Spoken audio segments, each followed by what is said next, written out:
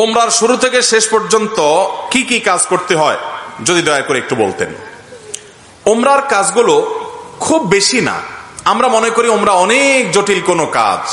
ওমরা পারফর্ম করা এটা খুব সহজ একটা কাজ। সর্বপ্রথম কাজ হলো আপনার দেশ থেকে আপনি যখন যাবেন মিকাতে গিয়ে গোসল করে উত্তম রূপে হাতের চুল নখ ইত্যাদি, শরীরের চুল নখ ইত্যাদি থাকলে অবাঞ্ছিত এগুলা কেটে পরিষ্কার হয়ে ফ্রেশ হয়ে গোসল করে এহরামের কাপড়, সেলাই ছাড়া কাপড় পরবেন, পরে লাব্বাইকা উমরাতান নিয়ত করবেন। কারোর পক্ষ থেকে করলে লাব্বাইকা উমরাতান আন অমুক অমুক মনে মনে নিয়ত করলে হবে, জমুকের তরফ থেকে লাব্বাইকা উমরাতান, বাস নিয়ত করে ফেললেন।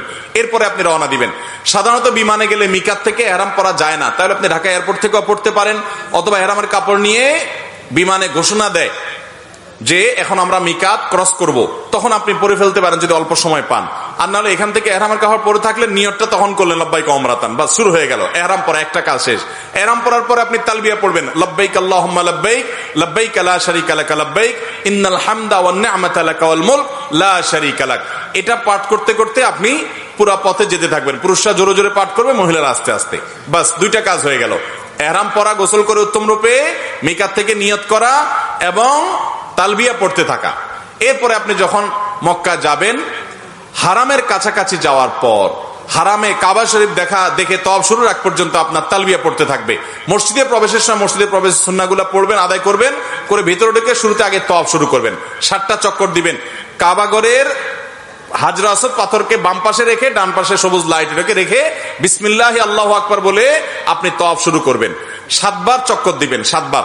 এই 7 বার চক্করের প্রত্যেক চক্করে আলাদা দোয়া নেই, তবে এই চক্করে দোয়া কবুল হয়। দারুণ দোয়া কবুলের একটা জায়গা। মনে আল্লাহর কাছে যত চাওয়া সেগুলো পেশ করবেন।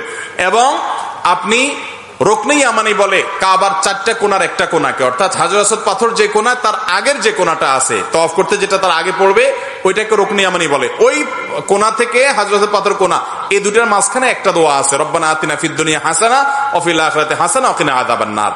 আর যেহেতু এটা আপনার তওয়াফে জিয়ারা বলে, এটা প্রথম তওয়াফ, অতএব ওমরার তওয়াফ, এইজন্য আপনি ইহরামের কাপড় পুরুষরা ডান পাশের বগলের নিচ দিয়ে বাম পাশে কাঁধের উপরে ফেলবেন। এটা করবেন। এটা করে আপনি এই তওয়াফটা শেষ করবেন। এবং প্রথম কয়েকটা চক্কর আপনি জোরে দিবেন, একটু জোরে জোরে দৌড়াবেন প্রথম 3টা চক্কর। এরপরে বাকি চক্করগুলো আপনি স্বাভাবিক থাকবেন।